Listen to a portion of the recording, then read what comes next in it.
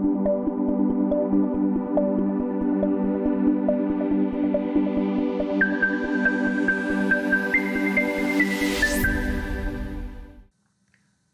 all, Lenny here from Flow Software.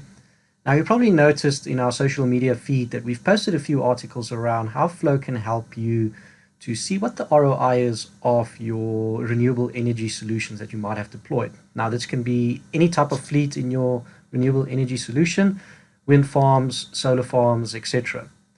And one big thing is obviously to determine how much energy am I producing and what is the ROI of my investment. Now there's two things that we can look at, obviously, is how much am I producing versus the installed capacity of my renewable energy fleet. And another thing that can help our ROI is obviously engineering effort to actually go and engineer a reporting or information management solution on top of the data that we get from our renewable energy fleet.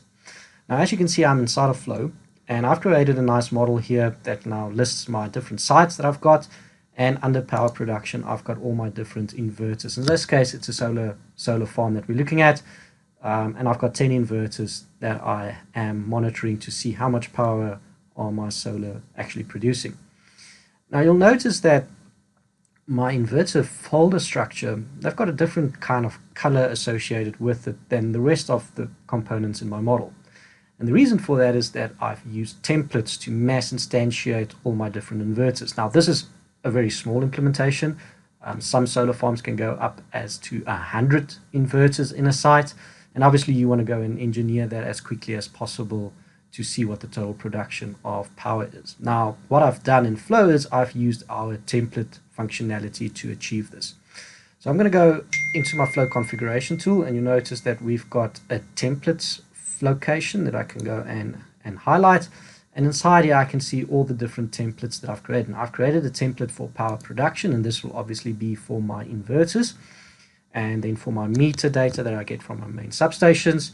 And then I've also created a template for my med stations that will go obviously and look at, very importantly, stuff like the irradiance that I get from the sun.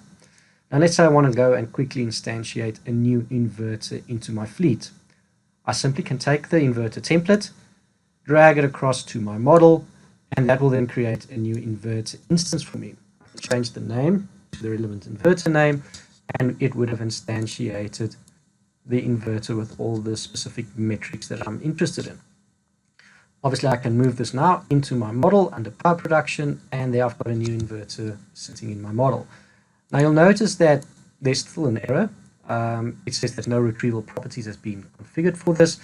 Because obviously from my historical source of data, I need to now say which historical point do I need to go and use and look at to determine the total production for this inverter.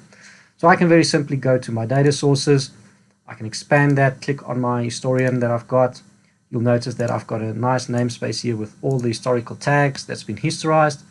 And inside there, I've got all the inverter's active powers.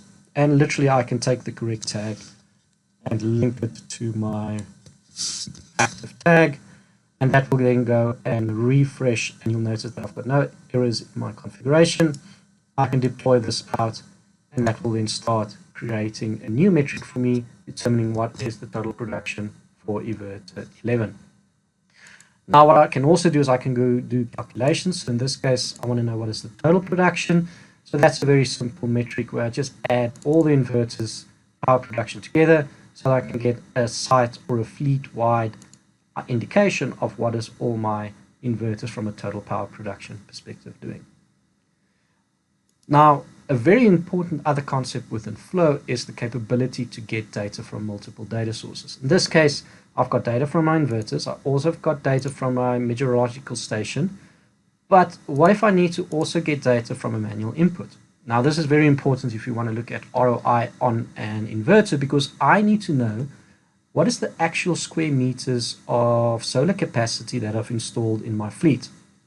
Now, you'll notice in my model here, I've got an installed capacity folder, and there I've got an installed capacity, and that is a manual measure where I can now enter what is the square meterage of solar that's been installed on my fleet. Now, from that and the actual irradiance that I'm getting from the sun, I can obviously go and determine a theoretical production of what am I supposed to be getting from this solar fleet that I've just installed.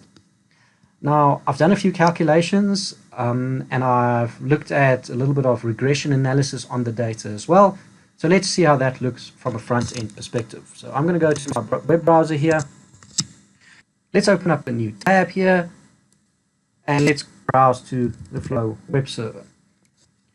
You'll notice I've got a whole bunch of reports that I've configured in my reporting model, and I've got a power production dashboard that I can now go and analyze. Now, there's a few things here on the dashboard that I want to highlight. And the first thing is I want to be able to see what is my theoretical production versus the actual total production from my solar fleet. So I've got these two gauges here showing me my theoretical production with my total production. And what is the delta? So I'm not actually achieving my theoretical rate. I'm a little bit below that according to the total site installed capacity that I've got, which is that manual data that we've added. We can also see what is the sun currently giving us from an irradiance perspective. And at the bottom here, I've plotted all the inverters' total power that they are producing against the sun's radiance. And what I've also done is I've done a little bit of regression analysis on the total power production.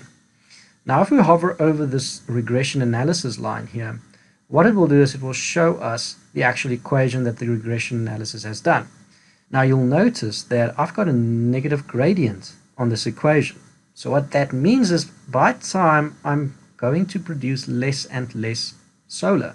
And we can also see that from this actual versus theoretical production graph that I've got here. Again, I've got the theoretical year-to-date number of energy producing versus the actual year-to-date number for energy producing. And you'll notice it's very small, but you'll notice that I'm starting to drift even farther and farther away from my theoretical production. Just a very quick way that we can use Flow to create these calculations from multiple sources to then show me what is my actual energy production and to help me to realize my ROI on my investment of my solar farm.